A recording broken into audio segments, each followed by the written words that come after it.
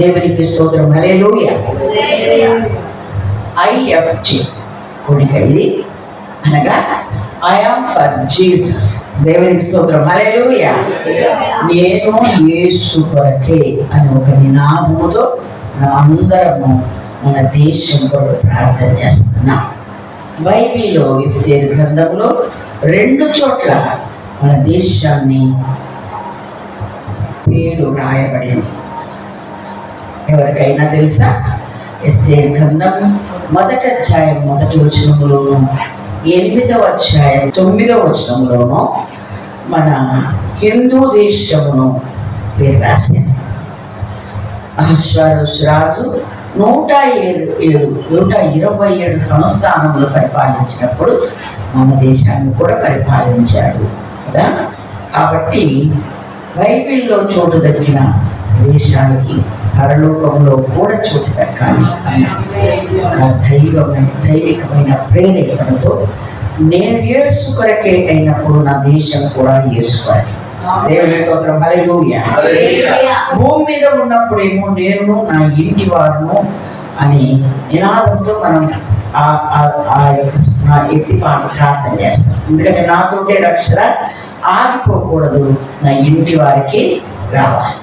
అలాగే నేను నా ఇంటి వారును యేసయ్యను సేవిస్తాము, యెహోవాను సేవిస్తాము అన్న నినాదం ఎలాగైతే ఆ విషయాన్ని మనం పట్టుదలతో ప్రార్థన చేస్తామో, మనం ఆధ్యాత్మికంగా ఎదుగుతున్న కొద్దీ మన ఆశ కూడా ఎదగాలి.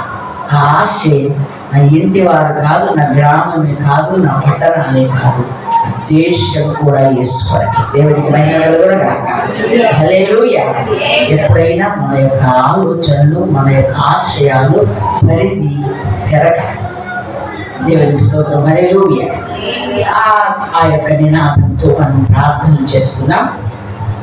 మరి మన దేశం అంతా చాలా ప్రాంతాలు, చాలా దేశాలు ప్రార్థన చేస్తూ ఉన్నారు.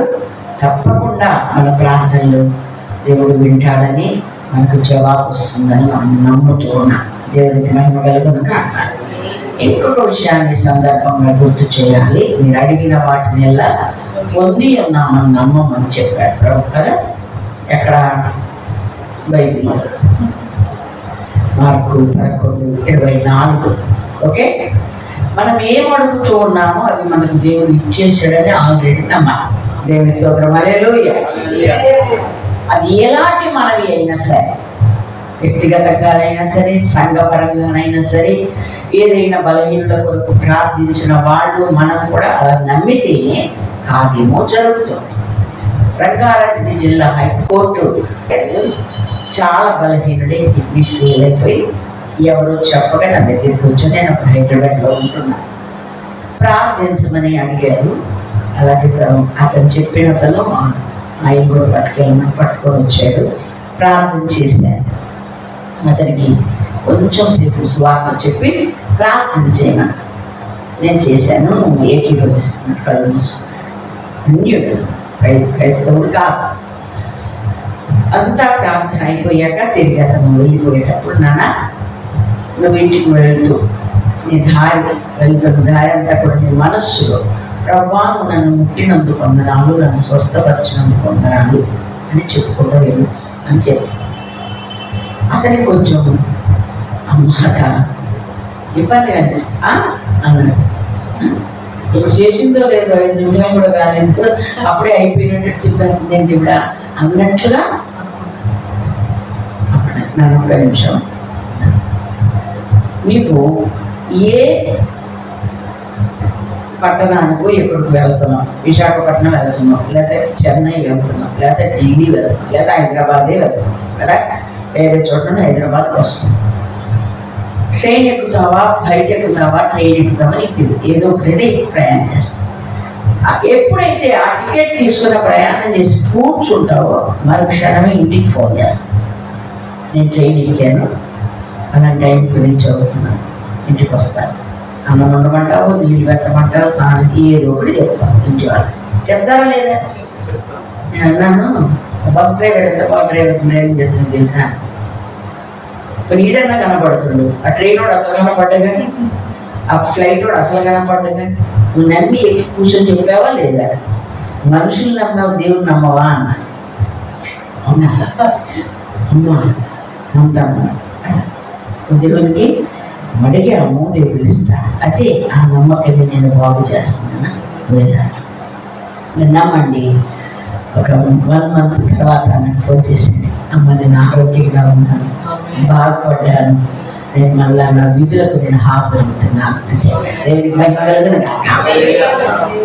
ఏ ప్రార్థన అయినా యేసు నామములో ముగిస్తాను, అడిగిన వాటిని ఎలా పొంది ఉన్నామని నమ్ముతాను, ఆ ప్రార్థన ఫలిస్తాం. దేవునికి స్తోత్రం. హల్లెలూయా. ఏంటి ఏదో పిచ్చి కాకపోతే దేశం అంతా ఎక్కడ మారుతుందండి అని ఎవరికైనా అనుమానం వస్తే దయచేసి మనం అడిగారు కనుక దేవుస్తాం. హల్లెలూయా. చిన్న పిల్లల్లాగా మారమని దేవుడు చెప్పాడు. మనకు తెలుసు కదా, ఎప్పటి నుంచో ఒక స్టోరీ వింటున్నాం. వర్షాలు రాక ఎండిపోయి పంటలన్నీ నాశనమవుతుండగా పాస్టర్ గారు ప్రకటించారు, ఉపవాస ప్రార్థన చేద్దాం అందరం అని చెప్తే అక్కడున్న క్రైస్తవ జనాంగం అందరూ వచ్చి చర్చిలో ఉపవాస ప్రార్థన చేస్తారు. దేనికోసం? వర్షం కోసం. వర్షం లేకపోతే పశువులు అల్లాడిపోతాయి, పక్షులు అల్లాడిపోతాయి, పంటల సంఖ్యలో కరువు ప్రవర్తిస్తుంది. దయచేసి మీరు వర్షం పంపండి 3 days ప్రకటించుకుని ప్రార్థన చేస్తున్నారు. ఒకరోజు అయిపోయింది, 2వ రోజు అయిపోయింది, 3వ రోజుకి వచ్చేసరికి వాళ్ళ పిల్లలకు హాలిడే అనేసి ఉదయాన్నే మమ్మీ అన్నీ చేసి పెట్టి తయారై చర్చికి వెళ్తూ ఉండగా, మమ్మీ ఎక్కడికి వెళ్తున్నావు అని అడిగాడు. ఒక 7 ఏళ్ళ బాబు. నేను చర్చికి వెళ్తున్నానని. ఎందుకు ఇప్పుడు చర్చి? సండే కాదు కదా అనుకొని అడిగాడు. నానా వర్షాలు లేవు కదా, మరి దేవుడిని వర్షాలు ఇవ్వమని అడుగుతున్నాము, కరువు వచ్చేస్తుందని, అందుకే 3 రోజులు ఉపవాసం పడ్డాను. లాస్ట్ రోజున వెళ్తున్నాను ప్రార్థన చేయడానికి. నేను రావచ్చా మమ్మీ అని? రాబెట్టి అల్లరి చేసుకుని కూర్చుని రా. 4 అడుగులు వేసి ఇప్పుడే వస్తాను మమ్మీ, నువ్వు పరిగెత్తి. ఎందుకు అనుకున్నాను, మమ్మీ గొడుగు పట్టుకొని వచ్చాను. దేవుడికి మహిమ కలుగును గాక. ఈ మమ్మీకి ఏడ్రా అంది. మనం ప్రార్థన చేసేది వర్షం కోసం కదా, వచ్చేటప్పుడు వర్షం వస్తే మనం నడిచిపోతాంగా అన్నాడు. ప్రార్థన ముగింపులో ప్రార్థన, దేవా నీవు నా ప్రార్థన విన్నందుకు వందనాలని చెప్పి వస్తే మన వర్షం రాదా? నువ్వు అడిగిందే వర్షం పడుతుందా? పేదల కోసం ప్రార్థన చేసే పిల్ల పేదలు వచ్చాడంటే వాళ్ళు చేసేది పేదల కోసమే. అలాంటి గొప్ప వాళ్ళు అప్పటి నుంచి ఇప్పటిదాకా ఉన్నారు, మనం వాళ్ళ దృష్టిలో ఉండదు. దేవుని మహిమ కలిగిన అడిగితే దేవుడు ఇస్తాడని నమ్ముదాం. నా బ్రతుకులు మా పితరుల నుండి కూడా ఒక ప్రార్థించామండి, దేవుడు ఇస్తాడని నమ్మడమే దేవుడు ఇచ్చేస్తాడు. దేవుడి మన దేశం కొరకు ప్రార్థిస్తుంది. ప్రార్థనలన్నీ సఫలమై నా తరంలో నేను చూడకపోయినా ముందు తరాల్లో నేను అది నెరవేర్తే దేవుని స్తోత్రం. హల్లెలూయా హల్లెలూయా. అలాగే మాటలు చెప్పావు. దేవుని స్తోత్రం. నేనైతే దేవుడు ఇస్తాడని నమ్ముతున్నాను, తన సమయంలో ఇస్తాడని నేను దేవునికి మహిమ కలుగును గాక. తన సమయం నాకు తెలియదు కనుక తప్పకుండా అయితే ఆ కార్యము జరిగి తీరుతుంది. దేవునికి మహిమ కలుగును గాక. హల్లెలూయా. ఎంతో నమ్మకంగా మరియమ్మ చెప్పింది, ఆయన చెప్తే వరకు అవుతుంది, ద్రాక్షారసం లేదట, లోటు తీరుతాడు ఆయన. నేను చెప్పిందే చెప్పలేదా? ఆయన ఏమన్నాడు? వెంటనే పోలేదు, అమ్మా నా టైం ఉన్నాడు. అలాగే మనం చెబుదాం, నమ్ముదాం, ఆయన టైం ఆయన కార్యం చేస్తాం. ఎంతో మంది దైవజనులు ఫారెన్ నుంచి వచ్చిన వాళ్ళు దేవుడి ఇండియా మీద దేవుని హస్తం చాపబడింది, ఇండియాలో నుండి గొప్ప ఉద్యోగం బయలుదేరబోతుందని చాలా సంవత్సరాల నుండి ప్రకటించడం నేను విన్నా. దేవునికి స్తోత్రం. హల్లెలూయా హల్లెలూయా. తప్పకుండా దేవుడు ఆ కార్యం చేయబోతున్నాడు. మనం చూసి ప్రభువును మహిమపరచుదాము కాక. ఆమేన్. హల్లెలూయా. మనమందరము దేవుని బిడ్డలము, ఆయన సేవకులు. దేవునికి స్తోత్రం. హల్లెలూయా. కాబట్టి నేను యేసు కొరకు, ఐ యామ్ ఫర్ జీసస్ అని మనం చెబుతున్నప్పుడు మనకు యేసే మాది. అవునా? యేసే మనకు మాదిరి, మరొకటి లేదు. దేవుని స్తోత్రం. హల్లెలూయా. నేను ఇంకా ఒక అడుగు ముందుకేసి చెప్తా. యేసే మాదిరి, ఆయనే పాది. అర్థమైందండి? యేసే మాదిరి అని ఎవరు నడుచుకుంటారో, ఎవరు చెప్పగలుగుతారో వాళ్ళే పాదిరి. పాదిరి అంటే తెలుసు మీకు? ఆంధ్రలో అయితే పాదిరి గారే పిలుస్తారు, పాస్టర్ గారిని పిలవరు కదా. అవునా కదా? నేనంటున్నాను, యేసే మనకు మాదిరి అయితేనే మనం పాదిరులుగా బతకగలుగుతాం. దేవుడికి మహిమ కలుగుతాం. హల్లెలూయా. ఎవరు మనకు రోల్ మోడల్ అవసరం లేదు, ఆయన ఉంటే చాలు. ఆయన అనుసరిస్తాం. దేవుడికి స్తోత్రం. హల్లెలూయా. తండ్రి చిత్తం నెరవేర్చడానికి ఆయన భూమి మీదకి వచ్చారు. అడుగు అడుగున ఆయన చిత్తం నెరవేర్చడానికి ఆయన పంపిస్తే నేను వచ్చాను చెప్పాను. నేను రెఫరెన్స్ చెప్పట్లేదు, ఇక్కడ మనం అందరం దైవజనులవి, మనకు తెలుసా అండి? తెలుసుకొని ఉండాలి. దేవుడి స్తోత్రం. హల్లెలూయా. హల్లెలూయా. నిద్రలో లేపి వాళ్ళ రెఫరెన్స్ ఎక్కడంటే చెప్పగలిగిన స్థాయి దైవజనులందరికీ రావాలి. దేవుడికి స్తోత్రం. హల్లెలూయా. మొత్తానికి ఎక్కడ ఉంది బైబిల్లో అంటే కదా. ఓకే, ఎందుకంటే బైబిల్ మనం అంతగా చదివేయాలి. ఓకే అండి. ఒక మంచి ఇల్లాలకి కరెంట్ పోతే అగ్గిపెట్టి ఎక్కడ ఉంటుందో, కొవ్వొత్తి ఎక్కడ ఉంటుందో, లేకపోతే టార్చ్ లైట్ ఎక్కడ ఉంటుందో, లేకపోతే ఇంకేం లైట్ అండి వస్తాయి కదా, ఎక్కడ పెట్టారు ఛార్జింగ్ పెట్టి లైట్ ఎక్కడ ఉందో తెలియాలి. అప్పుడు ఎత్తుకోండి, చిన్నోడా పెద్దోడా అనుకోవద్దు, అంటేది ఓకే. అంటే అలా ఇల్లంతా క్షుణ్ణంగా మనకు ఎలా తెలుసు, మనం దైవజనులు బైబిల్లో ఏది ఎక్కడ ఏది దేవుని మహిమ కలిగిన కాక అంతగా బైబిల్ మనం చదువుకోవాలి. ఓకే, నేను కొంతమంది దైవజనులు ఎరుగుదును, వాటిని విమర్శించట్లేదు. ఒకవేళ మనకు ఒక గుర్తుగా, ఒక సూచనగా తెలుసుకోవాలని చెప్తాను. ప్రసంగం అప్పుడే బైబిల్ చదువుతాడు. ఇంకెప్పుడు చదువుతున్నా చూడలేదు, ఆ ఇంట్లో కూడా చూడలేదు. అది కాదు, అందుకని కాదు. నేను మమ్మీగా మీ అమ్మగా చెప్తున్నాను, నేను ప్రార్థన చేస్తే నా అవసరాల కొరకు ఆయన దగ్గరికి వెళ్ళాను. ఆయనతో కాసేపు గడపాలని, ఆయనతో కాసేపు మాట్లాడాలని. దేవుని మహిమ కలిగిన కాక. ఎందుకంటే ఆ యేసుతో, ఆ దేవునితో, ఆ రక్షకుడితో కాసేపు మాట్లాడకపోతే లేదు. సమాధానం ఉందా మా ఇద్దరి మధ్య? కాసేపు దేవునికి మహిమ కలిగిన కాక. ఆయన సన్నిధిలో కొద్దిసేపు గడపడమే మనకు ప్రార్థన అవ్వాలి. దేవునికి స్తోత్రం. హల్లెలూయా. హల్లెలూయా. ఎందుకంటే మన అవసరం కొరకు ఆయన దగ్గరికి వెళ్ళడం కాదు, ఆయనతో మనకు పరిచయం లేదు కనుక కలిసి కాసేపు ఆయనతో గడపడానికి వెళ్ళే వాళ్ళని ఆయనకి ఇష్టం. దేవునికి స్తోత్రం. హల్లెలూయా. హల్లెలూయా. అలాగే ప్రసంగాల కొరకు బైబిల్ చదువు కదా, ఆయన వాక్యం అది. ప్రార్థన ఆయనతో మనం మాట్లాడినట్టే, వాక్యం ఆయన మనతో మాట్లాడతారు కనుక ఆయన మనకి ఏమి చెప్పాలనుకుండో చెప్పడానికి ఈ గ్రంథాన్ని రోజు మనం చదివితే ఇన్ని విషయాలు మనకి ఆయన చెప్తారు. దేవునికి స్తోత్రం. హల్లెలూయా. కాబట్టి యేసే రోజు ఆయన తండ్రితో మాట్లాడేవాడు, తర్వాత వచ్చి ప్రజలతో మాట్లాడేవాడు. దేవునికి మహిమ కలిగిన కాక. హల్లెలూయా. ఇంకా మీ గుండెలకు హత్తుకొని పోయే ఒక మాట ఏంటి నేను అనుకుంటున్నాను, 3.5 సంవత్సరాల సేవకు 30 సంవత్సరాలు ఆయన దేవుడితో మాట్లాడాడు. దేవునికి మహిమ కలిగిన కాక. హల్లెలూయా. అవునా కదా?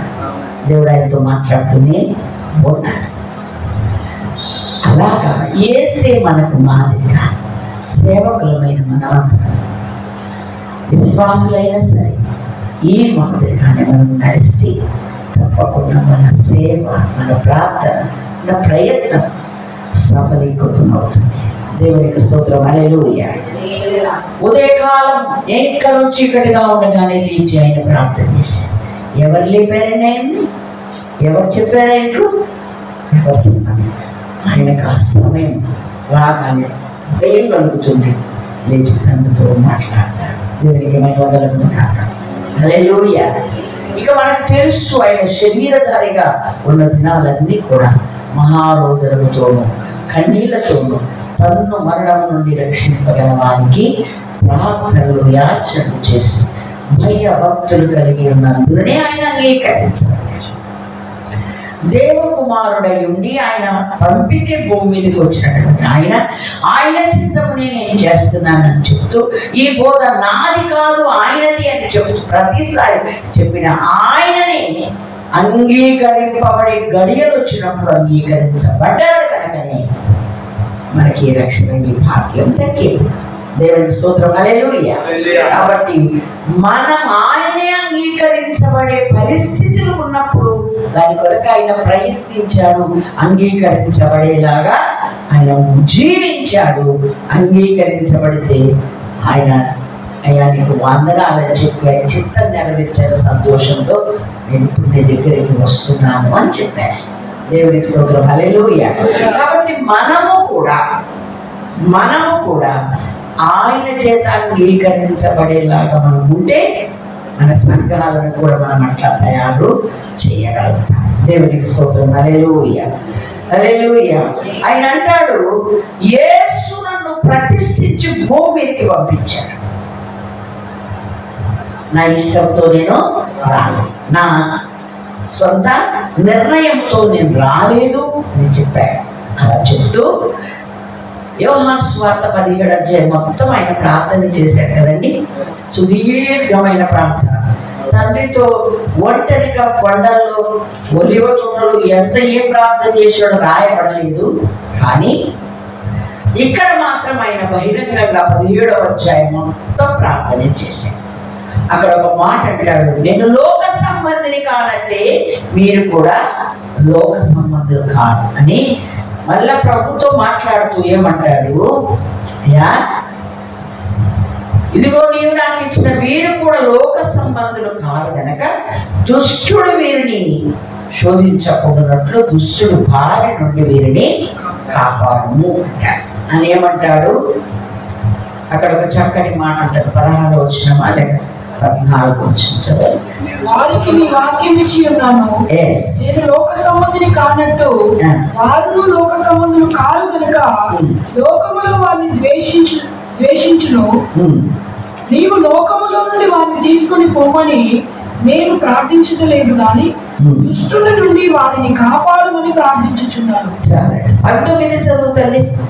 వారును సత్యవంతులు ప్రతిష్ఠ చేయబడినట్లు వారి కొరకే నన్ను ప్రతిష్ఠ చేసుకొనుచున్నాను.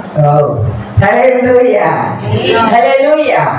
నీవు నాకు ఇచ్చిన ఈ బిడ్డలను వాళ్ళు ప్రతిష్ఠ చేయబడినట్లు నన్ను నేను ప్రతిష్ఠించుకుంటున్నాను, ప్రతిష్ఠ చేసుకుంటున్నాను. కాబట్టి ఆయనే మన మాదిరి అయితే మనం కూడా ఆ మాదిరిలో మనం నడిచి తీరా. అప్పుడు మనం ఏం అడిగినా, ఎందుకంటే నేనేం అడిగినాను దేవుడిస్తాడు అని చెప్పాడు. మీరు కూడా ఏది కావాలన్నా నేను ధైర్యంగా చెప్తాను, నా నామం పేరట అడగండి, ఆయన ప్రతిదీ శాంక్షన్ చేస్తాడు. ఓకేనా? ఇప్పుడే మన క్రాంతి పాస్టర్ గారు అంటున్నారు, నాకు తీసుకొస్తాం మనం మీరు ఒకసారి అడిగితే అన్నయ్య ఒకసారి గట్టిగా అడిగారు చెప్పారంటే ఎవరు మా అబ్బాయి ఆ నమ్మకం ఉంది కదా. అలాగైతే ఆయన అంటాడు, నేను ఏది అడిగినా నువ్వు నాకు ఇస్తానన్నావు కదా, ఇస్తున్నావు కదా, నేను ఏర్పరచుకుని ఏ బిడ్డలు కూడా నా పేరిట ఏది అడిగినా అది నువ్వు ఇస్తాను, గ్యారంటీ ఉందని మనకు ఉపయోగించాడు. అడగండి నా పేరిట ఏదైనా తప్పకుండా ఇస్తా.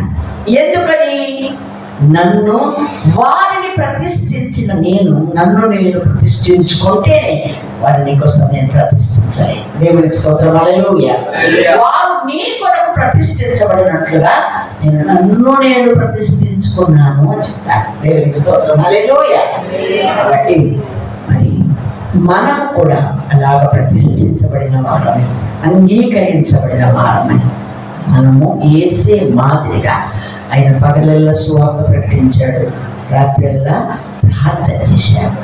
సుదీర్ఘంగా రాత్రి అంతా ప్రార్థన చేయమని నేను చెప్పట్లేదు, అది సమయం కేటాయించుకొని వేకోని లేచి ప్రభు పాదాల దగ్గర ప్రార్థించడం అనేది చాలా చాలా ధన్యకరమని దేవుని వాక్యం ద్వారా మనం నేర్చుకుంటూ ఉన్నాం. అలాగే సువార్త ఎరగని ప్రాంతాల్లోకి వెళ్ళి మనము సువార్తను ప్రకటించాలి. ఎదుటనున్న గ్రామాలకు వెళ్ళాడు, అలాగే అనేక ప్రదేశాలకు వెళ్ళాడు. జెరూసలేం వెళ్ళిన ఎవరికైనా తెలుస్తుంది, అసలు ఇప్పుడు బస్సులు వేసి రోడ్లు వేసి ట్రావెలింగ్, ఒక ప్రాంతం నుండి ఒక ప్రాంతానికి ట్రావెల్ చేసడానికి కొద్ది సమయం పడుతుంది, చాలా టైం. ఇంకా రాదు, ఆ విధంగా ఏం రాదు, అది ఇంకోటి రాదని, కానీ ఇంత సమయం పడుతుంది. నేను అప్పుడు అనుకున్నాను, నా దేవుడు కాలి నడకని నడిచాడు కదా, ఎలా నడిచి ఉంటాడప్ప ఈ ప్రాంతాలను, ఎంత గొప్ప కార్యం నిజంగా. మళ్ళీ ఆయనతో శిష్యులు వెళ్ళి ఆయన నడుతుంటే పరిగెత్తి దేవుని స్తోత్రం, హల్లెలూయా హల్లెలూయా. ఎందుకు సమూహం ఆయన వెంబడించారు. దేవుని స్తోత్రం, హల్లెలూయా. కాబట్టి దేవుని కృప చేత మనకు మంచి వాహనాలను, సౌకర్యాలను, సదుపాయాలను కలిగి చేశాడు మన దేవుడు.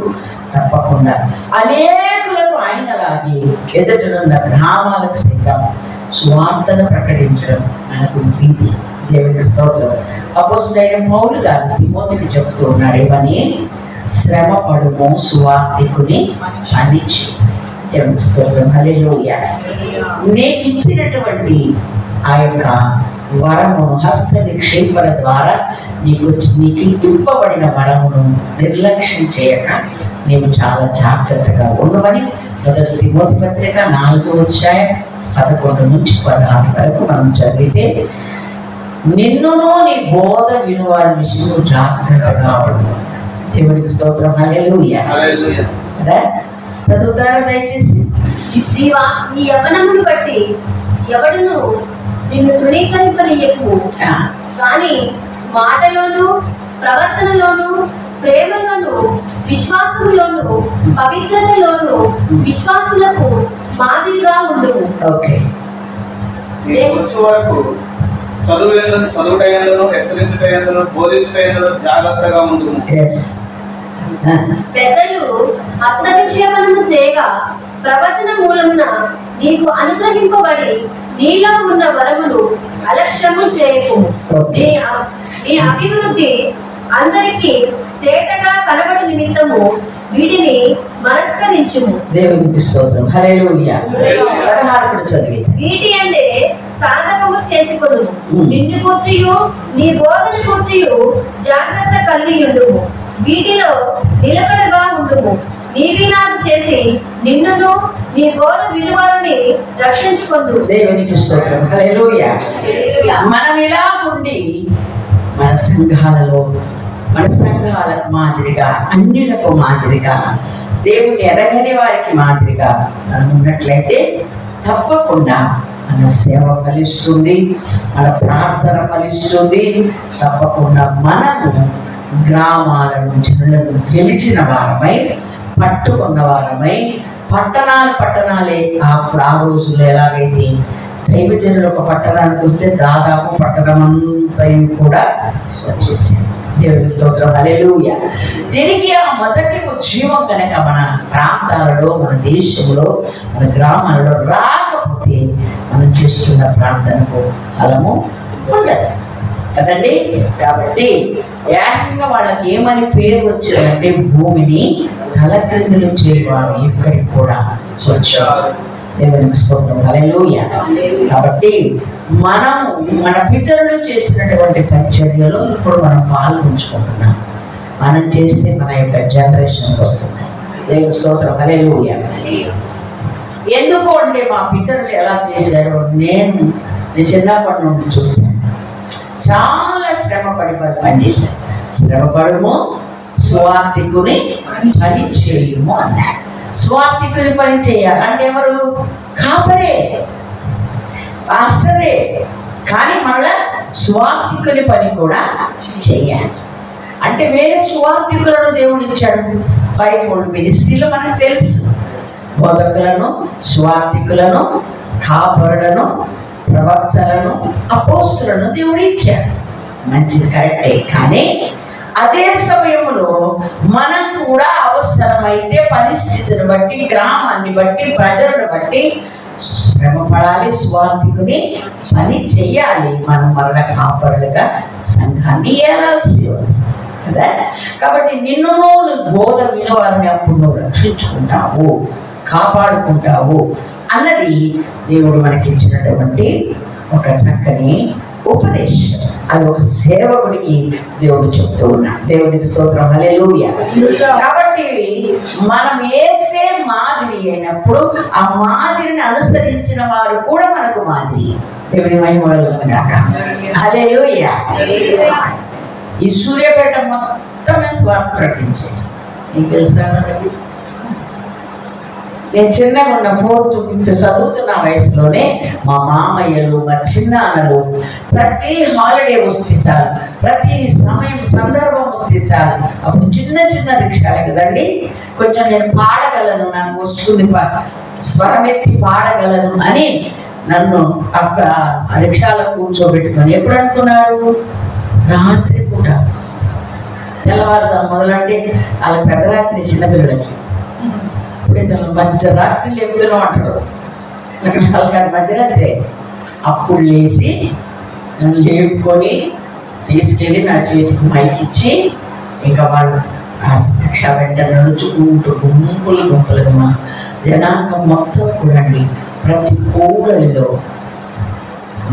నిలబడి స్వార్థ ప్రకటించారు. దేవుడి మహిమ కలుగును గాక, హల్లెలూయా. అలాగే పాటలు పాడుకుంటూ నన్ను వెళ్ళమనేది. నేను పాటలు పాడుతున్నా రిక్ష ముందు వెళ్తూ ఉండగా వాళ్ళు వెనకాల వస్తూ ఉండేవాళ్ళు. ప్రతి చౌరస్తలో ప్రతి మూలలో వాళ్ళు నిలబడి సువార్తను ప్రకటించారు. దేవునికి మహిమ కలుగును గాక, హల్లెలూయా. అలా నల్గొండ ఈ చుట్టుప్రక్కల ప్రాంతాలన్నీ తిరగని ప్రాంతాలు లేదు మా పిల్లలు. దేవునికి స్తోత్రం, హల్లెలూయా. నేను చిన్నగా ఉన్నప్పుడు నల్లగొండ ఈ ప్రాంతం అంతా కూడా ఎలా ఉండేది అని అంటే జొన్నలు అవి తప్ప బియ్యం అనేవి చాలా తక్కువ ఉన్నాయి, అసలు లేకుండా లేదు, కానీ చాలా తక్కువగా ఆ పంట ఉండేది. తినేవాళ్ళు కూడా ఎవరో కొంతమంది డబ్బులు ఉన్న వాళ్ళే ఆ పంటను తినేవాళ్ళు.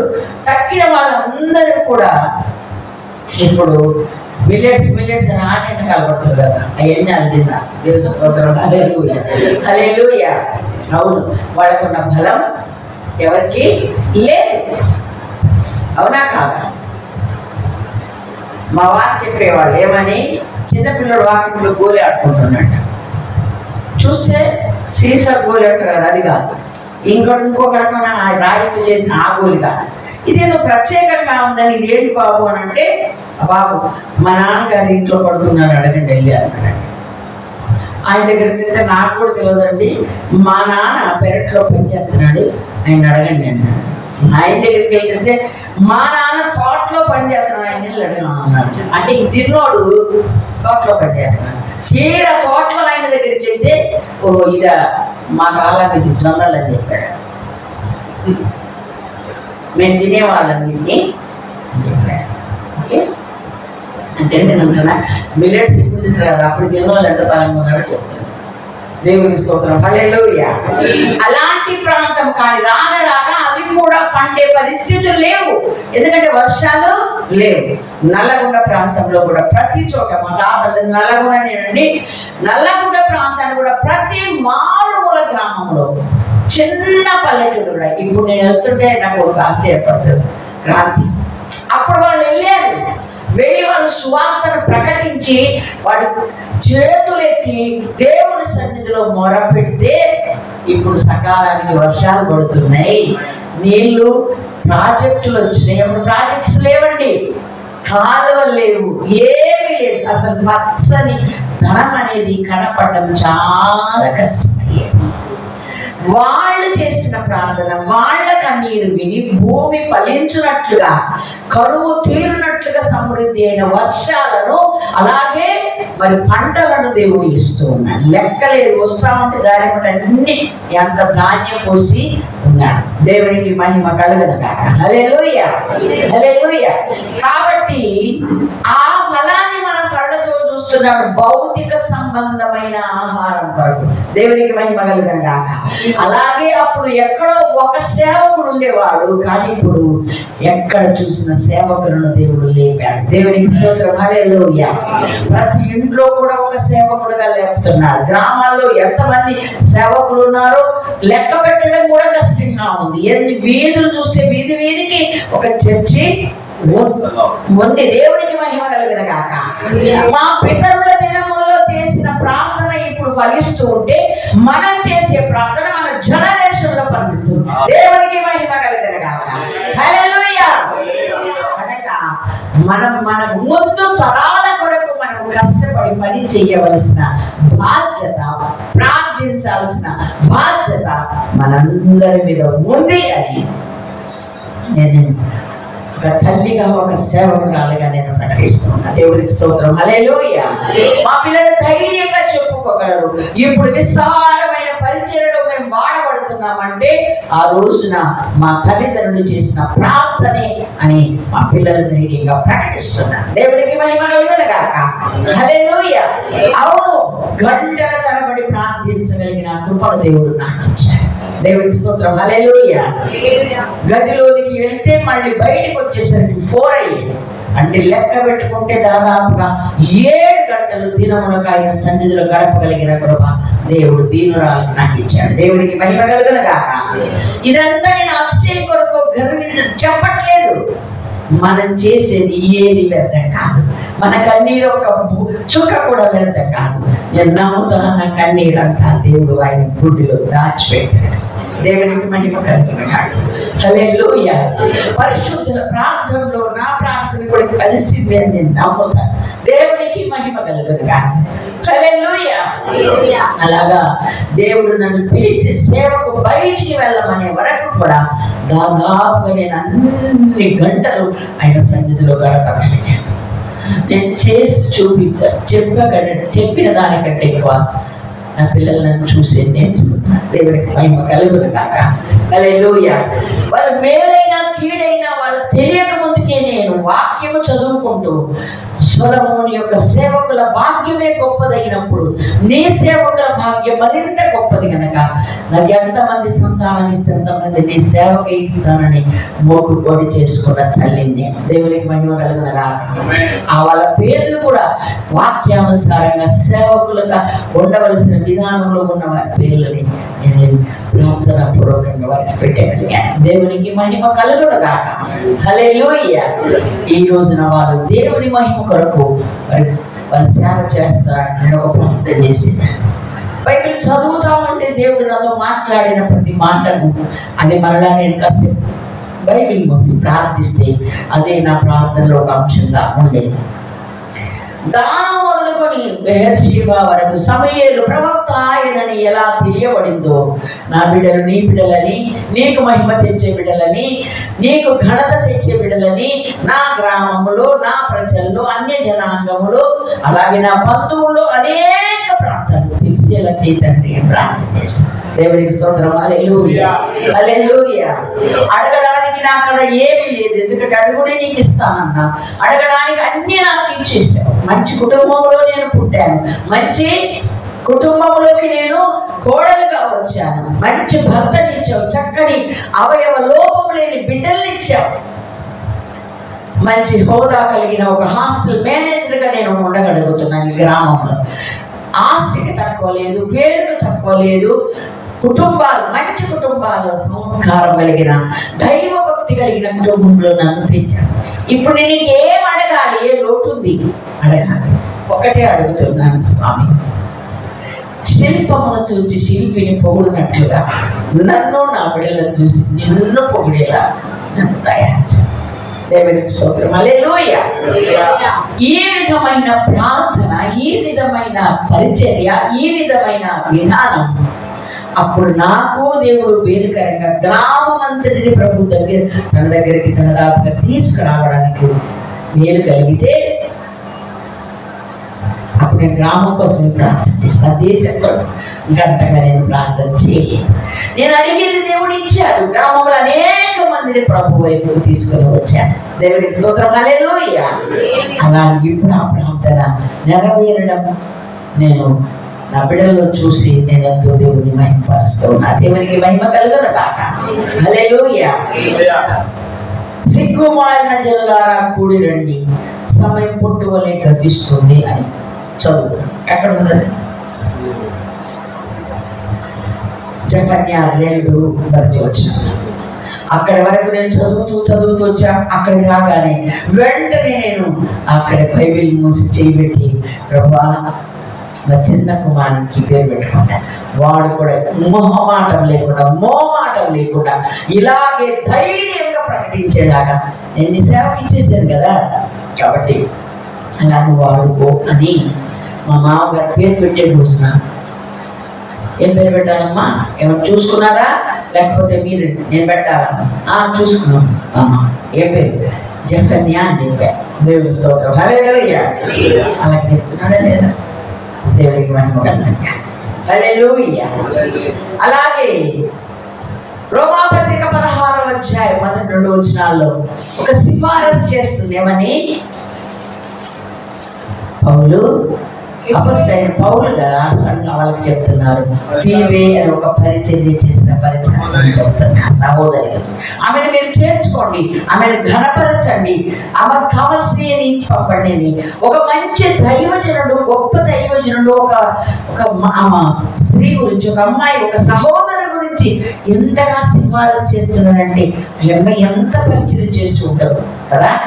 ఈ బిడ్డను నాకు ఒకతే కూతురు, ఈ అమ్మాయిని కూడా దేవాలయం వాళ్ళంటే మంచి పరిచారకురాలుగా చేయదండి అని చేసి ఆమెకు ఫీబే అని పేరు పెట్టుకోండి. దేవుడి స్తోత్రం, హల్లెలూయా, హల్లెలూయా. మార్టిన్ గారికి వాళ్ళ నామం పెట్టింది. ఆ కాలంలో బైబిల్ కాలేజీలో మార్టిన్ లూథర్ కింగ్ గురించి లెసన్ వాళ్ళ నాన్నగారు మామగారు చెప్తూ ఉన్నారు. వెంటనే మా మామగారి వీడు అలాగా రిఫార్మ్ చేసేవాడుగా, ఒక మార్పు తీసుకొచ్చేవాడుగా నా మనవడు ఉండాలని ఆయనకు మార్టిన్ లూథర్ కింగ్ అని పెట్టి. దేవుడి స్తోత్రం, హల్లెలూయా. దేవుడి మహాకృప చేత వీరి కొరకు ప్రార్థించే తల్లిగా నన్ను దేవుడు ఉంచాడు. అందుకు దేవునికి వందనాలు చెల్లిస్తున్నాను. దేవుడు ఒక సంఘములో ఉన్న ఒక మా విశ్వాసికి దర్శనములో చూపించాడు. పెద్ద బాబు అంటాం మేము, చిన్న బాబు చిన్నోడు జగన్య. అమ్మా, హిందీ వారి మధ్య పెద్ద బాబు గారు సేవ చేస్తున్నట్లుగా, వాళ్ళకు వాక్యం చెప్తున్నట్లుగా నేను దర్శనంలో చూశానని సంఘంలో ఆదివారం సాక్ష్యం నేను వెంటనే నా బైబిల్లో రాసి పెట్టుకున్నాను. దేవుని మరలా ఒక 6-7 నెలలు కూడా అయిందో లేదో తిరిగి దర్శనాన్ని దేవుడు రెట్టించినట్టుగా ఆమె మరలా సాక్షించారు. మరలా నేను రాసి పెట్టుకున్నాను. దేవుని స్తోత్రం, హల్లెలూయా. మరి వేరొక ఈ మిర్యాలగూడ ప్రాంతం నుంచి మా వైపుకి వచ్చినట్టు దైవజనురాలు కూడా ప్రాఫెస్ చెప్పింది. ఈ మార్టిన్ గారు హిందీ వారి మధ్యలో పరిచయం చేయడం నేను దేవుడు నాకు చూపించాడు. దేవుడు ఆయన వాడుకోబోతున్నాడు. మీకు అందరికీ తెలుసు అనుకుంటాను. ఆయన ఇప్పుడు నార్త్లో పరిచయం చాలా విరివిరిగా దేవుడు వాడుకుంటున్నాడు. దేవునికి మహిమ కలుగును గాక. ఎప్పుడైతే నాకు చూపించలేదుగా దర్శనం, కనీసం నా కొడుకు చూపేలే, నాకు చూపేలే అని పట్టించుకోకుండా వదిలిపెట్టలేదండి. దేవుడు ఎవరి ద్వారా మాట్లాడినా మన కొరకే మాట్లాడాడు కనుక ఆ మాటను పట్టుకొని గంటలు దేవుని దగ్గర మొరపెట్టి ప్రార్థించి బిడ్డల్ని హెచ్చరించి, ఇదిగో ఏ విషయమే మీరు గుర్తుపెట్టుకోవాలి, దేవుడు చెప్పినది నెరవేరుతాడు. పిల్లలు కూడా మర్చిపోలేదు, అలాగే జ్ఞాపకం పెట్టుకున్నారు, ప్రార్థించారు. ఎప్పుడో 96వ సంవత్సరం 97వ సంవత్సరం దేవుడు చెప్పితే 2008వ సంవత్సరం దేవుడు ఆయనను నార్త్కు పంపడం మొదలు పెట్టాడు. ఈ రోజు వరకు 23 రాష్ట్రాలలో చర్చ్ ఎస్టాబ్లిష్ చేయడానికి దేవుడు కృప చూపాడు. దేవుడికి మహిమ. ఫస్ట్ వెళ్ళినప్పుడు ఒక్కరే వచ్చారటండి, ఇద్దరే వచ్చారటండి. 20 రాష్ట్రపడలేదు. ఇప్పుడైతే నా బాబుతో మాట్లాడుకుంటూ వచ్చాను. లోకంలో పండితులు మేధావులు చెప్తారు, దేవునికి నిరాశ పడదు అని. ఏమని? బిందువే సింధు అవుతుంది. అంటే 1 డ్రాప్ మొదలుపెట్టి పడతా ఉంటేనే సముద్రం అయింది. ఒకడు సముద్రం భూమికి ఒకే మన పనులు కూడా అంతే. ప్రారంభించిన పనిని దేవుడు దాన్ని ముగించేలాగా ఉన్నతంగా మార్చేలాగా చేస్తాయి. దేవుని స్తోత్రం. హల్లెలూయా, హల్లెలూయా.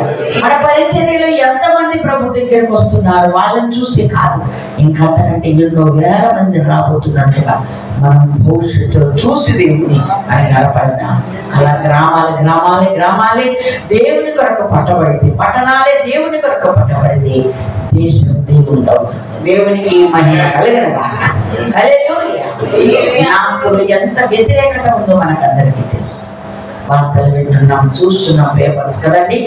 కాబట్టి అంత వ్యతిరేకమైన పరిస్థితుల్లో కూడా దేవుడు తన సేవకు నిలబెట్టుకుంటున్నాడు, వాడుకుంటున్నాడు. ఇప్పుడు విరివిరిగా జరుగుతున్నాయి. ఆ ఫొటోస్ అవన్నీ బాగా పెడుతూ ఉంటే చూస్తాం. ప్రారంభంలో అసలు ఎలా అంటే దారి కూడా లేని ప్రాంతాలకు వెళ్ళి అక్కడ ప్రకటించారు. అక్కడ సేవకులు తయారైపోయారు. దేవుడి స్తోత్రం. హల్లెలూయా, హల్లెలూయా. అలాగా అది ఆ ప్రాంతం ఈ ప్రాంతం ఏమి లేదు, అన్ని ప్రాంతాలకు దేవుడు తీసుకొని వెళ్తున్నాడు. నేపాల్ వెళ్తే బాబు, నేపాల్ వెళ్తుంటే ఏం జరిగింది? భయంకరమైన రోడ్స్ అండి. మీరు ఎప్పుడు చూసారో లేదు. ఇలాంటివి చూడండి, పిచ్చి పిచ్చి చూడదు. మన దేవుడు మీడియా ఇచ్చింది ఇలాంటివి చూడడానికి, ప్రార్థన చేయడానికి. దేవుడి స్తోత్రం. ఎలా ఉందంటే బస్సు ఇట్టందనుకో ఈ లోయ పడిపోతుంది. ఇదంతా పెద్ద కొండ. ఆ కొండ పక్కన కొంచెం తొలిచి అది రోడ్డుగా చేశారు బస్సులు వెళ్తున్నాయి. ఎంత కష్టంగా వెళ్తాయో చెప్పలేను. ఆ బస్సులు వెళ్తుంటే మనం చూస్తుంటే భయం అవుతుంది. ఓకే, అన్నయ్య ఎక్కిన బస్సు, బాబు వెళ్తున్న బస్సు మధ్యలో ఇంజన్ కింద పడదు. ముందు పోయేటట్టు లేదు, వెనక పోయేటట్టు. మళ్ళీ వీళ్ళు ఫోన్ చేయాలి, డిపో నుండి బస్సు రాదు. అంతవరకు వీళ్ళకి శరణం ఏమి శరణ్యం లేదుగా. ప్రార్థనకు కూడా దేవుడు తీసుకొని వెళ్ళాడు, ప్రకటించాడు. ఈరోజు సెమినార్ నార్త్ కొరకు ఫ్యామిలీ సెమినార్ పెట్టినా, సేవకుల సెమినార్ పెట్టినా అక్కడ నుండి కుప్పలు తెప్పలుగా వాళ్ళు వస్తున్నారు. దేవుడికి మహిమ కలిగిన ఆయన అబ్బాయి వచ్చినాక ఒక వారం రోజులకి నేపాల్ భయంకరమైన భూకంపం వచ్చింది. అక్కడ భూకంపాలు ఎక్కువ వస్తుంది. అయితే చాలా గుళ్ళు పడిపోయినాయి అంటే వారమై అమ్మో నేను అక్కడ ఉన్నప్పుడు పరిస్థితి ఎలా ఉంది, దేవుడు నేను వచ్చాక ఇది జరిగింది, నా కొడుకు వచ్చాక మేము అనుకున్నాం. తర్వాత న్యూస్ ఏంటో తెలుసండి, ఆ యొక్క నేపాల్ రాజు ఏం ప్రకటించాడంటే కూలిపోయిన గుళ్ళు కూలిపోయి తిరిగి మళ్ళీ కట్టకండి, ఉన్నాయి సార్ అన్నాడు. ప్రాంతం వెళ్తామా కాదు. సపరపడి దేవుడు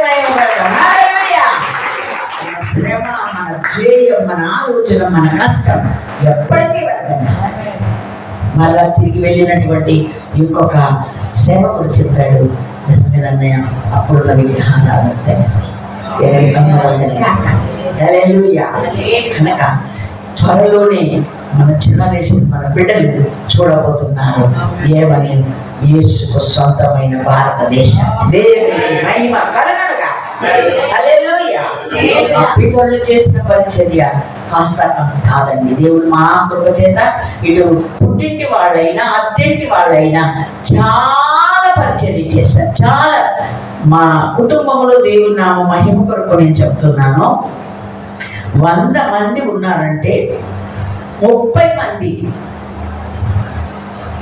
ప్రత్యక్షంగా సేవలో ఉన్నారు, 70 మంది పరోక్షంగా సేవ చేస్తారు. దేవుని స్తోత్రం. హల్లెలూయా. ఆడవాళ్ళైనా మగవాళ్ళైనా చెప్పక ఉండలేను అన్నట్టు చూశారంటే పైన పేతురు. ఇర్మియా ఏమన్నాడు, నీవు నాకు ఒక మాట చెప్పావు, ఆ మాట నేను మనసులో పెట్టుకున్నాను, నాకెందుకు వచ్చిన గోల, ఇలాంటి మూర్ఖులకు నేనెందుకు ప్రకటించాలి అంటే, నీవు నన్ను ప్రేరేపిస్తున్నాను, నేను ప్రకటించకుండా మౌనంగా ఉంటే ఆ మాట నమ్మ గుండెల్లో అగ్నిలాగా మండుతుంది అన్న. దేవుని స్తోత్రం. హల్లెలూయా. అలాగే మా కుటుంబంలో వాళ్ళందరూ కూడా అండి వింటారు కదా యేసయ్య మాటలు, మళ్ళీ ఇంకొకరు చెప్పకుంటే పోతే వాళ్ళ కడుపులు మండిపోతారు.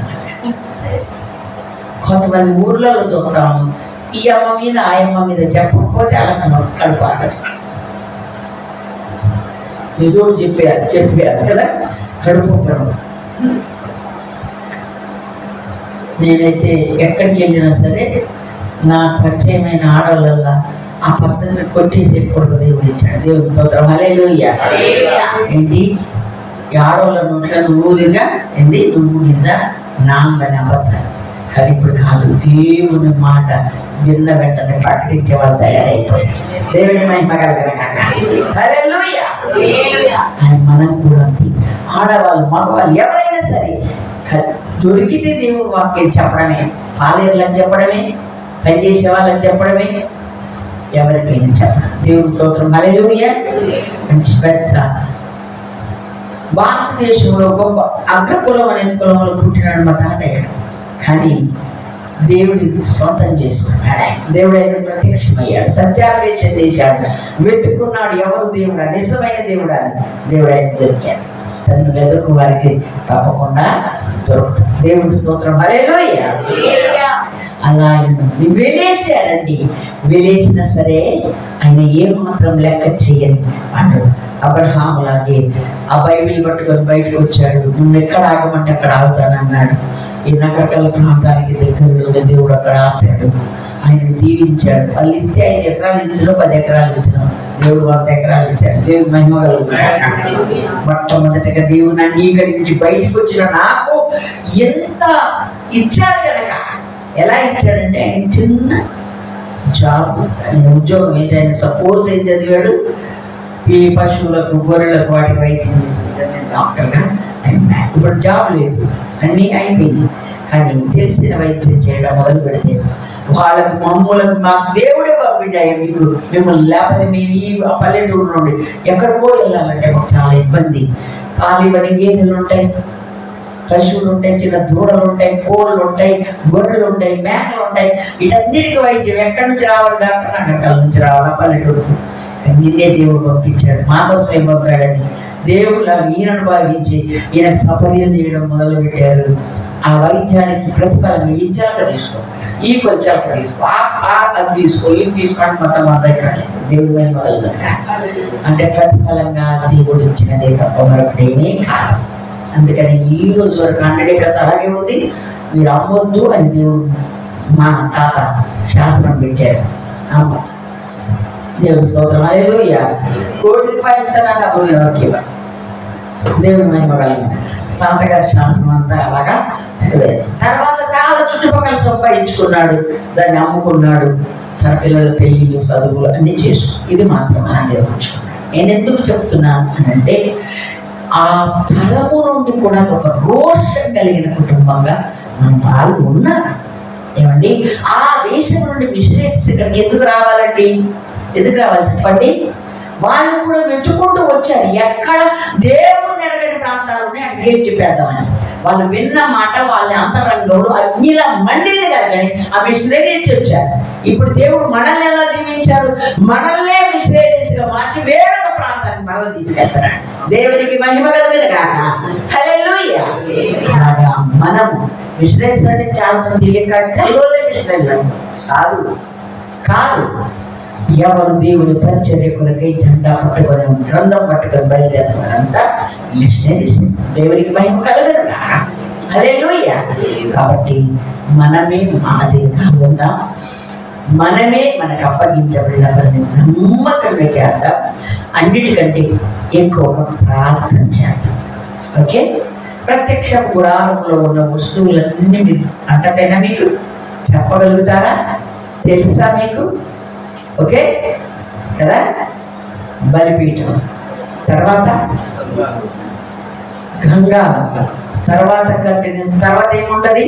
రొట్టెల మళ్ళ, తర్వాత దీపవృక్షం, ఇంకా ఆవలి దగ్గర ఏముంటది? మందసం,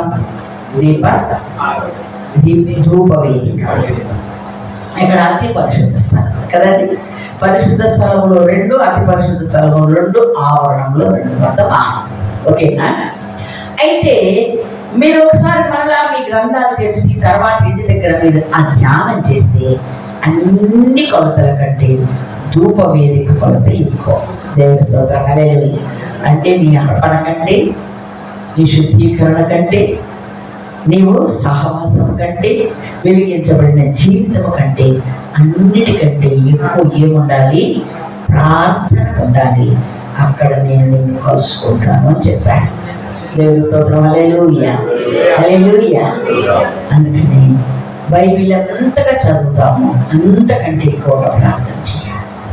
మళ్ళా ప్రార్థన ఎక్కువ ఉండాలని బైబిల్ చదవడం మనం మానాలి కదా.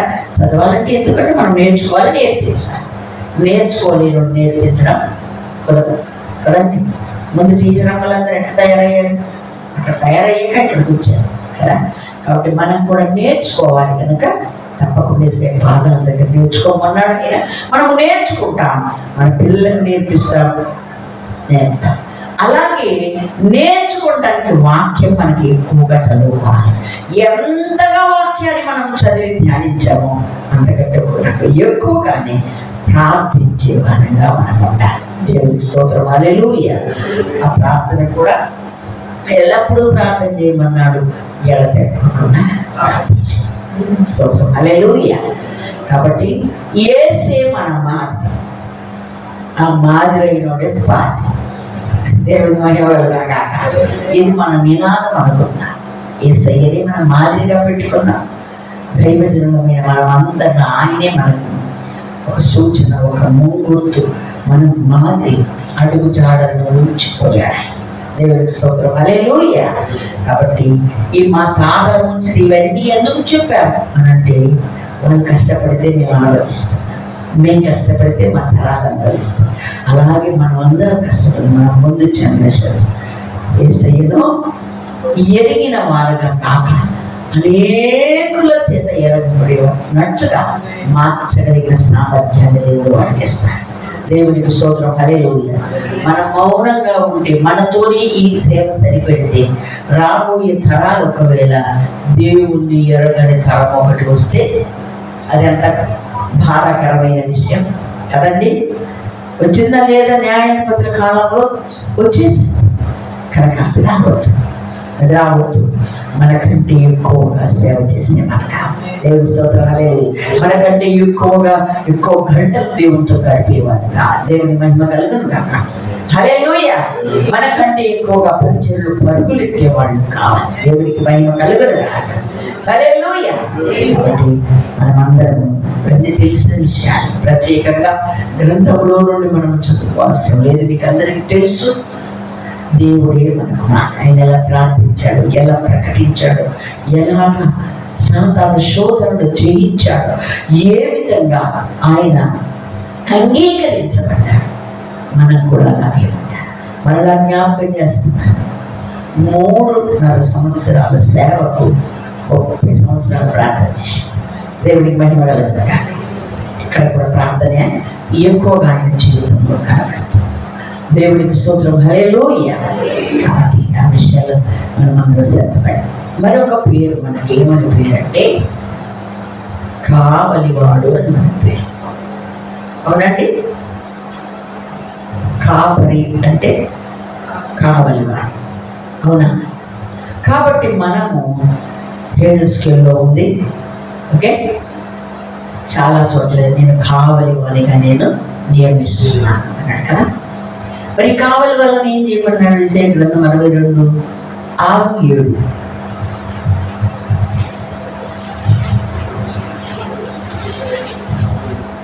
యెరూషలేమా, నీ ప్రాకారముల మీద నేను కావలి వారిని ఉంచి ఉన్నాను.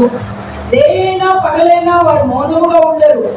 యెహోవా జ్ఞాపకర్తలారా, విశ్రమింపకుడి. ఆయన యెరూషలేమును స్థాపించే వరకు, లోకమంతటా దానికి ప్రసిద్ధి కలుగ చేయ వరకు ఆయనను విశ్రమింపనీయకుడి. చాలండి.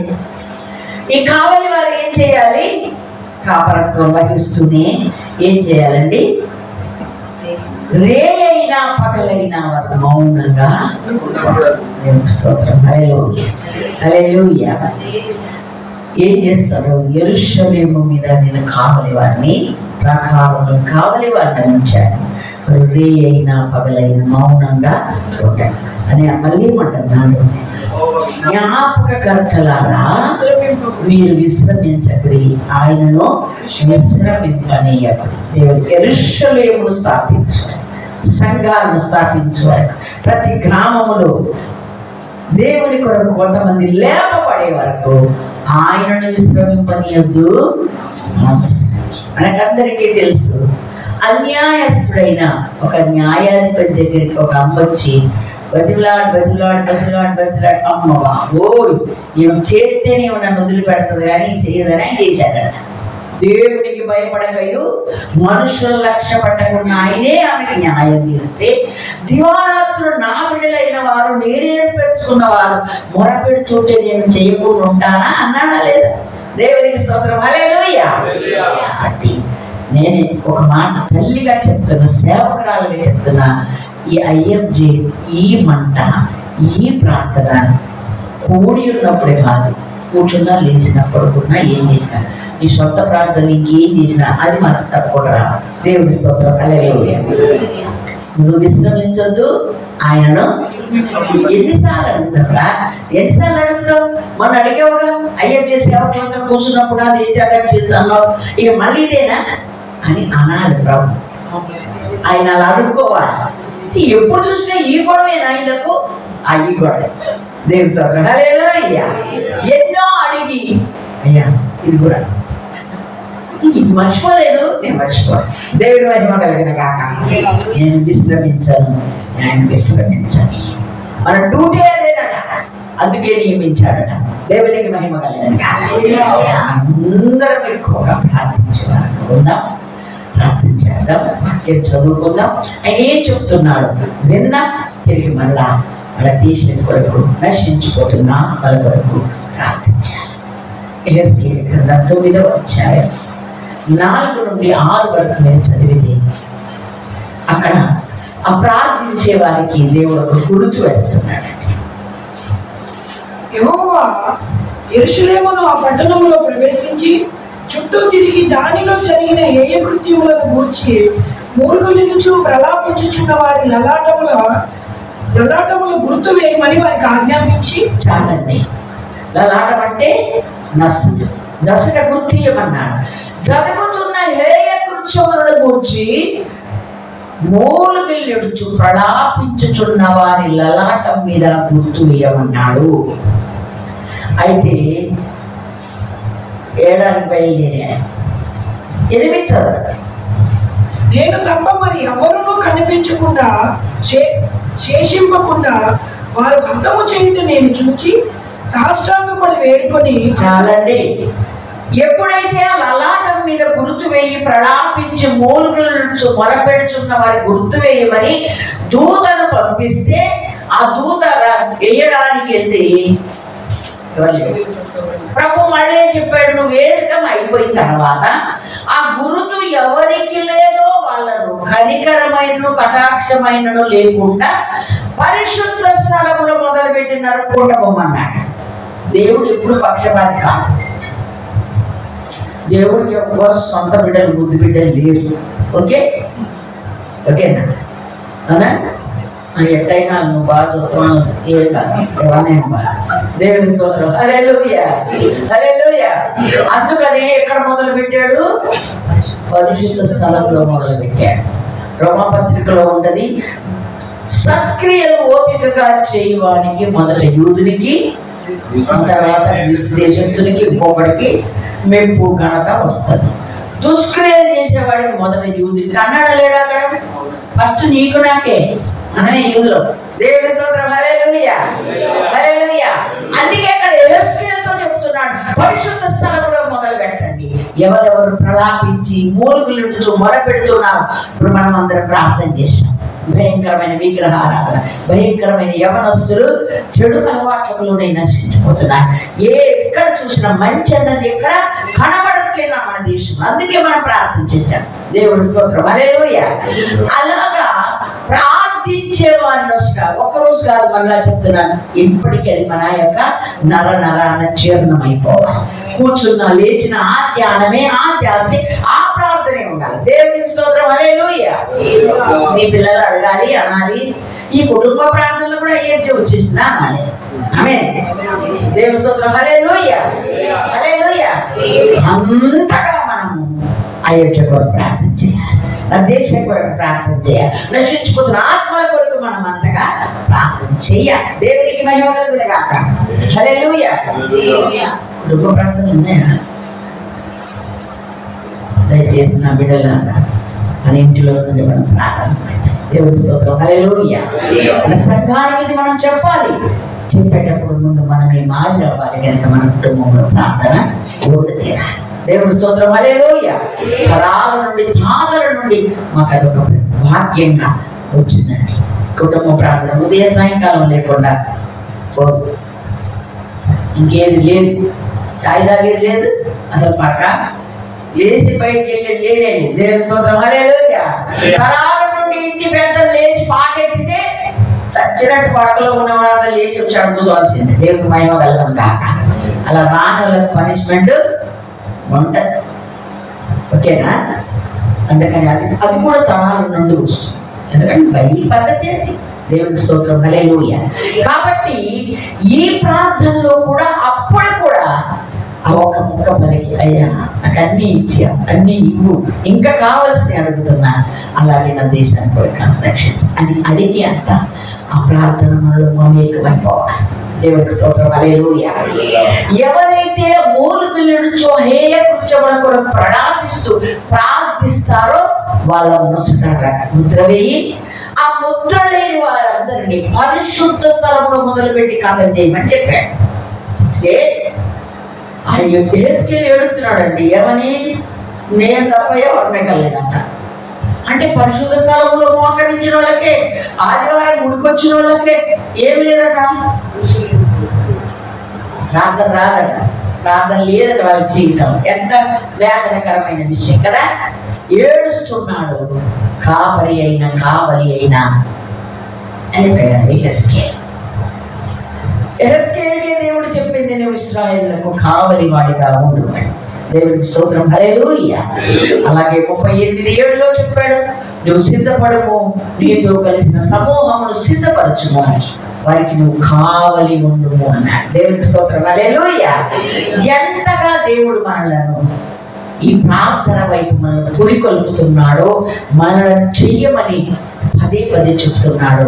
మనం అర్థం చేసుకోవాలి. దేవుని స్తోత్రం. హల్లెలూయా. కాబట్టి ఈ కావలి వారమైన మనము దేవుడు చెప్పినట్లుగా కాపలా కాస్తూ, మనల్ని మనం కాచుకుంటూ, మన సంఘాలను కాస్తూ, ఈ ప్రార్థన అనే ఈ యొక్కది ఊపిరైపోయినంతగా శ్వాస. ఒక చోట వచ్చారు మా ఇంటికి, 7 గంటలకు ఎంత ఆడుకుంటున్నా బిజీ. మా పిల్లలు 7 గంటలకల్లా వచ్చుకో ఇంటికి వచ్చేసి కాళ్ళు చేతులు కడుక్కో, స్నానం చేసి 7:30 ప్రార్థన మొదలు పెట్టాం. సాయంత్రం తెల్లవారుదామని 5 గంటలకు ప్రార్థన.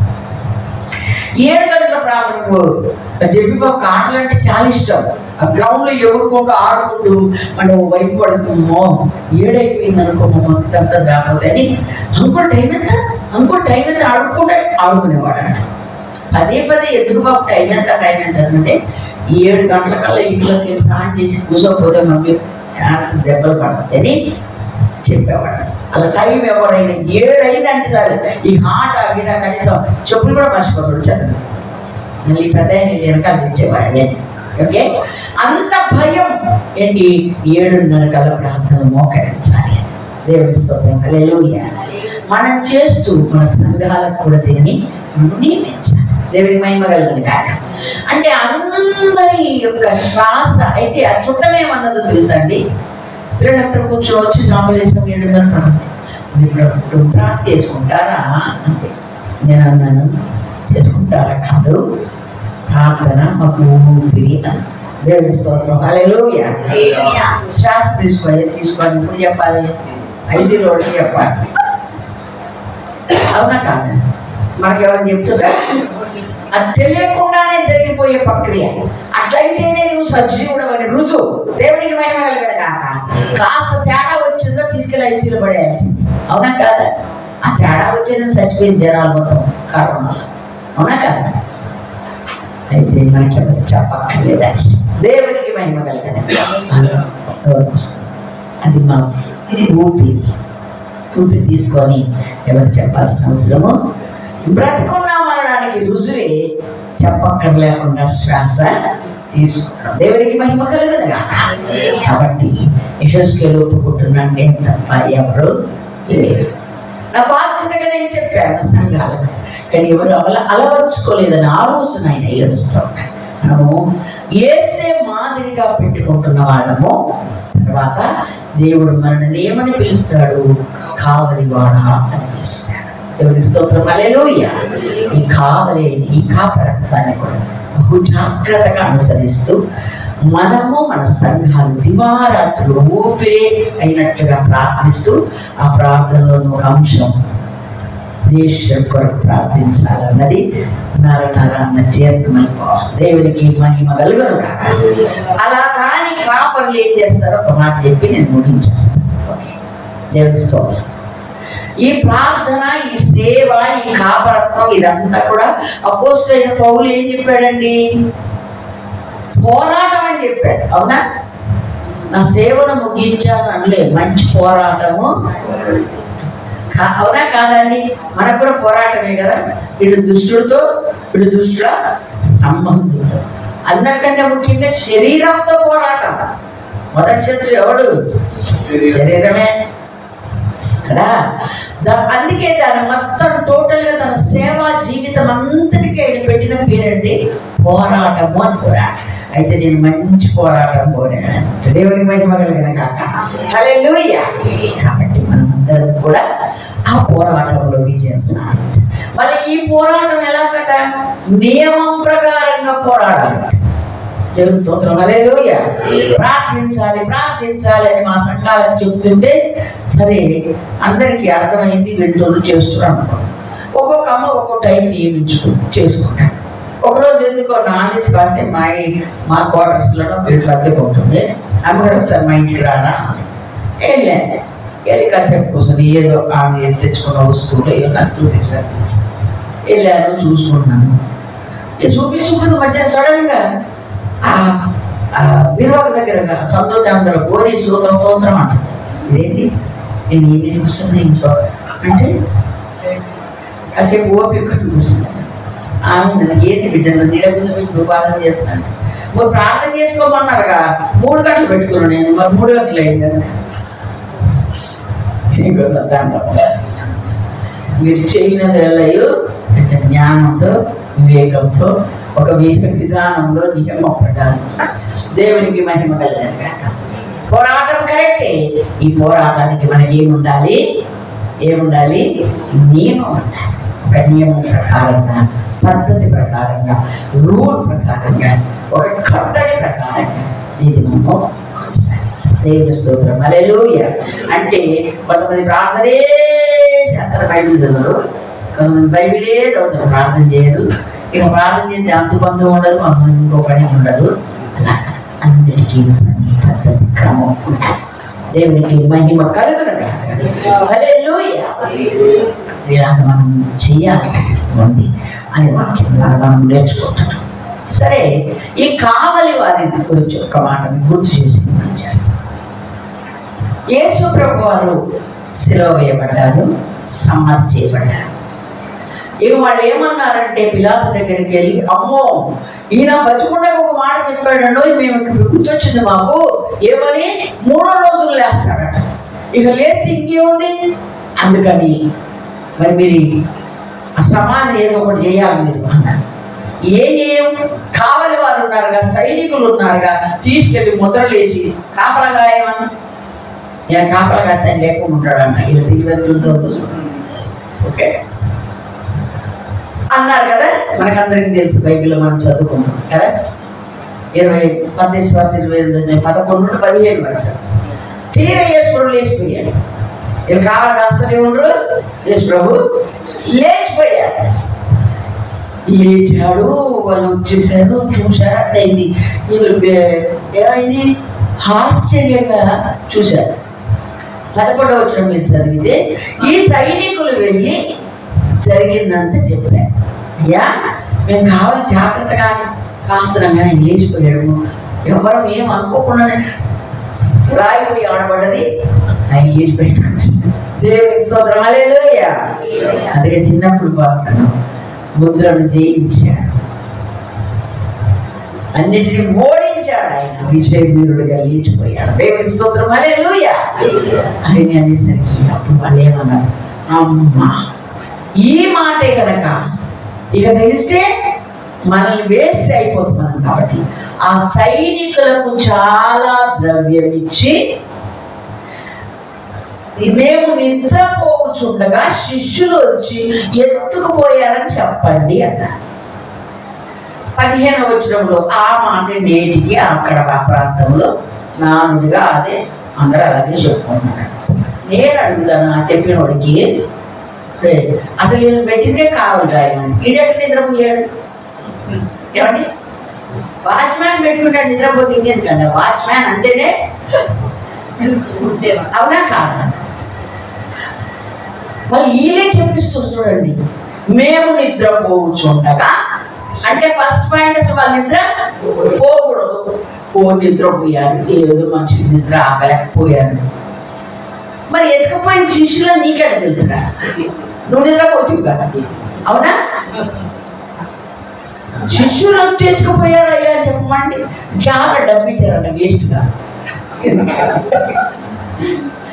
చెప్పించారు. అలా చెప్పారు.